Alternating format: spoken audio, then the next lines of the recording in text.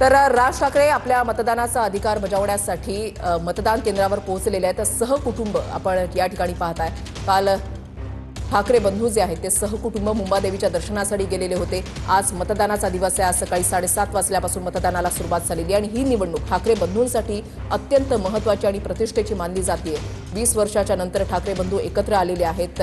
एकत्र सभा घेतल्या, त्याच्यानंतर शाखांना त्यांच्याकडून भेटी देण्यात आल्या। एकूणच एक प्रकार जे दुबार मतदार आहेत किंवा मयत मतदार आहेत त्यांच्यावरती खोटं मतदान होऊ नये यासाठी आमचा हा प्रयत्न आहे आणि आम्ही ह्या सगळ्या गोष्टी शोधतोय। एकसर गावात पण आम्हाला एखादा वयवर्ष कसं करणार आहे तुम्ही की हा दुबार मतदार आहे किंवा हा मयत व्यक्ती? कसं आहे, आम्ही वॉर्ड वाईज जे यादी आहेत त्या याद्यांवरचीच माणसं आम्ही बसवलेली आहेत। त्याच्यामुळे त्या यादीचा संपूर्ण अभ्यास आमचा झालेला आहे आणि या यादीवर कोण दुबार आहे, कोण तिबार आहे, कोण मयत आहे या सगळ्या गोष्टी आम्हाला व्यवस्थित माहिती आहेत।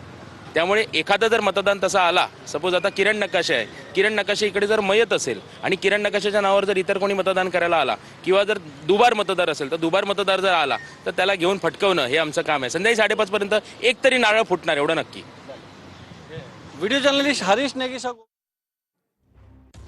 तर इकडे दुबार मतदारांचा फटका बसू नये यासाठी ठाकरेंच्या शिवसेनेकडून भगवा गार्ड तैनात करण्यात आलेला आहे। दुसरीकडे काल जर आपण पाहिलं तर पदाधिकाऱ्यांसोबत मनसे अध्यक्ष राज ठाकरे यांनी बैठक घेतलेली होती। आजच्या दिवशी कशा पद्धतीने सतर्क पदाधिकाऱ्यांनी राहिलं पाहिजे या संदर्भातल्या सूचना त्यांच्याकडून देण्यात आलेल्या होत्या आणि आता राज ठाकरे सहकुटुंब आपल्या मतदानाचा अधिकार बजावण्यासाठी पोहोचलेले आहेत। ही दृश्य आपण बघत आहोत। राज ठाकरे सहकुटुंब आपल्या मतदानाचा हक्क बजावण्यासाठी पोहोचलेले आहेत। सहकुटुंब या ठिकाणी आपण बघू शकतोय। अमित ठाकरे आहेत, मिताली ठाकरे, उर्वशी ठाकरे यासोबतच राज ठाकरे या ठिकाणी उपस्थित आहेतच। त्यांच्यासोबतच शर्मिला ठाकरे देखील या लाईनमध्ये उभे असल्याचं आपण दृश्यांमध्ये बघू शकतोय।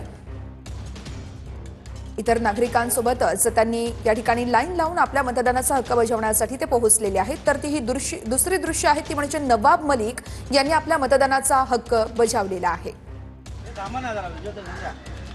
मुंबई